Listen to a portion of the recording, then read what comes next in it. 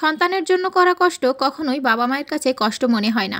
সে যত কষ্টই হোক না কেন, আর সন্তানের ভালোর জন্য আমরা কিন্তু সব কিছু করতে পারি। তেমনই আজকে না খাওয়া দাওয়া আছে, না রেস্ট আছে, কোনো কিছুই নাই। তারপরও এই যে কোনো কষ্টই কিন্তু কষ্ট মনে হয় না যদি সন্তান শেষ পর্যন্ত সাকসেস হয়। তেমনই আজকে ছেলেকে নিয়ে কোথায় গেলাম, কি করলাম, সব কিছু নিয়ে থাকছে কিন্তু আজকের এই ব্লগ ভিডিওটা। তো হ্যালো এভরিওয়ান, আসসালামু আলাইকুম, সবাই কেমন আছেন? তো নতুন একটা ব্লগ ভিডিওই হাজির হয়ে গেলাম। এই যে দেখেন কত কুয়াশা ঘেরা সকাল, একেবারে কিচ্ছু দেখা যাচ্ছে না। এখন 6টা বা 6:30 মানে কিন্তু অনেক ভোর। তো এখানে আমি বাসা থেকে বের হয়ে রাস্তায় এসছি গাড়ির জন্য, কিন্তু কোনো গাড়ি নাই, এমন একটা অবস্থা। তারপরে যাই হোক একটা গাড়ি পেয়ে গেলাম। তো এই যে বাইকে উঠে এখানে আমি বাসের জন্য ওয়েট করছিলাম, বাসও পেয়ে গেলাম আলহামদুলিল্লাহ। তো বাস পাওয়ার পরে এই যে আমরা যাচ্ছিলাম, এত ভোর আর এত কুয়াশা, দেখেন কিছুই দেখা যাচ্ছে না। এটা যশোর ক্যান্টনমেন্টের ভিতরে, কিন্তু কোনো কিছুই কিন্তু দেখা যাচ্ছে না, এমন একটা অবস্থায়। তারপরও আর প্রচণ্ড ঠান্ডা, শৈত্যপ্রবাহ চলছিল, এটা গত সপ্তাহের ভিডিও। তার ভিতরেই কিন্তু আমরা যাচ্ছি, শুধু আমি না, এরকম আরও হাজারো বাবা মা কিন্তু এখানে এসে হাজির হয়েছে শুধু তার সন্তানের স্বপ্ন পূরণের জন্যে।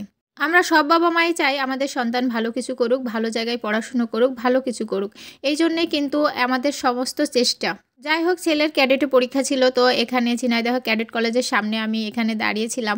ছেলে ভেতরে চলে গিয়েছে আর বাইরের পরিবেশটা দেখছিলাম, সবাই গার্জিয়ানরা কিন্তু আমরা একসাথে আছি এখানে। পরে আমাদেরকে ভেতরে আমন্ত্রণ জানিয়েছিল কলেজ কর্তৃপক্ষ, আমরা ভেতরে চলে গেলাম। ভেতরের পরিবেশটা মাশাআল্লাহ অনেক সুন্দর, অনেক জায়গা নিয়ে, আর এখানে বসার জায়গা ছিল, তো আমরা এখানে বসেছিলাম। আর এই দেখেন মায়েরা অনেকে আছে যারা গত রাত্রে এসে এখানে অবস্থান করছে, গাড়িতে ছিল, এখনও তারা এইভাবে বিছানা চাদর পেতে বসে আছে শুধুমাত্র সন্তানের পরীক্ষার অপেক্ষায়, বা তারা বের হবে ভালো কিছু করবে এই অপেক্ষায় কিন্তু সবাই আছে।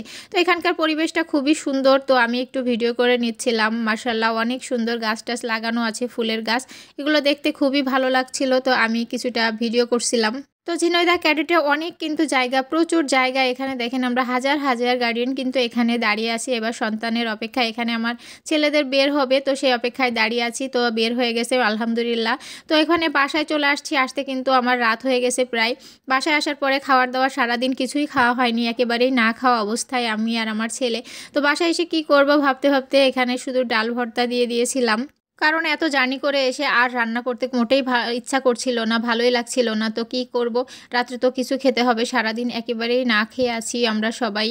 অনেক ভোরে চলে গিয়েছি, তো বাসায়ও তেমন কিছুই রান্না করে রেখে যেতে পারিনি, তো তাড়াহুড়ো করে ডাল ভর্তা করেছিলাম। এখানে একটু সালাড করে নিলাম, টমেটো কুচি দিয়ে একটু সালাদ করে দিচ্ছিলাম, তো সেটারও আমি একটু ভিডিও করে নিলাম। প্রথমে যে কথাটা বলছিলাম যে বাবা মায়ের কিন্তু কোনো কষ্টই কষ্ট মনে হয় না যদি সন্তান সঠিকভাবে মানুষ করতে পারি বা মানুষ হয়। আলহামদুলিল্লাহ, দোয়া করি সবার সন্তানই যেন মানুষের মতো মানুষ হয় এবং সবাই যেন সবার মনের ইচ্ছা পূর্ণ হয়। তো রাতে এই খাবারটা খেয়ে নিলাম। তো সবাই ভালো থাকবেন, সুস্থ থাকবেন। ভিডিওটা ভালো লাগলে অবশ্যই লাইক কমেন্ট করবেন।